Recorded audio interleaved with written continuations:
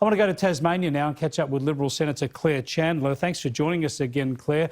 We've spoken to you a couple of times about this anti-discrimination case against you that was attacking you for being transphobic because you dared to suggest that separate toilets were advisable for girls and women when it came to female sport. News breaking today that complaint has been dropped. That's good news.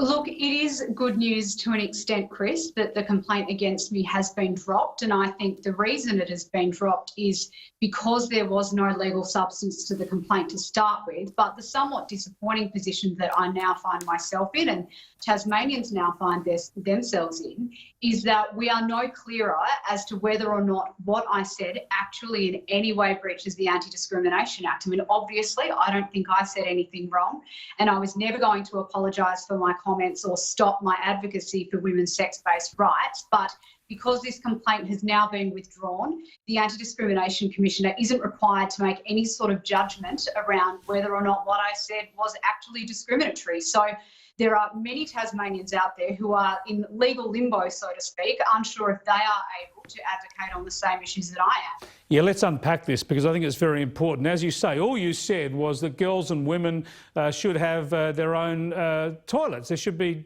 toilets and change rooms for girls and women, and that if you allow transgender athletes in there willy-nilly, pardon the pun, it could create a problem. Now, the issue here is that the complainant has now dropped this case.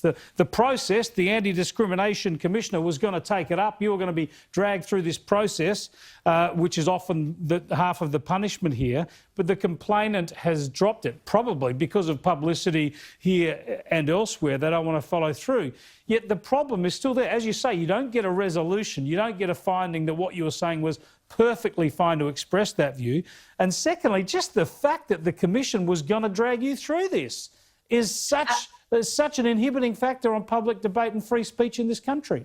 You're absolutely right, Chris. I mean, the issue we have here is that my correspondence with a constituent and my ability to write an op-ed in my local newspaper still has a question mark over it, so to speak, particularly as it relates to my advocacy on these issues. And like I say, the broader issue is that this will be a somewhat dangerous precedent, I think, for all of the other Tasmanians and all of the other Australians who agree with me, who are surely looking at this situation and now thinking twice about whether or not they can put forward their views, lest they find themselves dragged through the same process that I was. Well, that's the free speech side of it, and I think that's very important, but equally is the issue itself. And I don't want to discriminate, neither do you, against transgender people and transgender people in sport.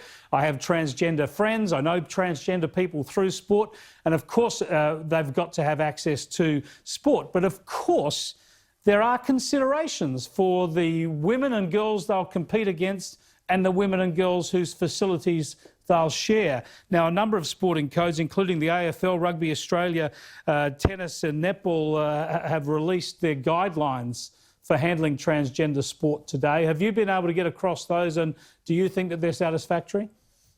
I have been looking through the guidelines that those sporting codes all released today, Chris, and look, I have the same concerns about these guidelines that I had about the Sport Australia guidelines that were issued just over 12 months ago. And that is that we don't know what consultation process has been undertaken to come up with these guidelines. We don't know what women's groups have been consulted with in determining what is in the guidelines. And worryingly, these guidelines in no way address the serious and scientific reasons why it's important that we maintain women's sport being for women. I mean, the really confusing thing I find, particularly in the case of Rugby Australia and the guidelines that they released today, is that they have access to a wealth of scientific knowledge that has been developed by World Rugby that demonstrates the clear risk of injury to women if they're tackled by trans women on the rugby field. It is a 20 to 30% greater risk of injury.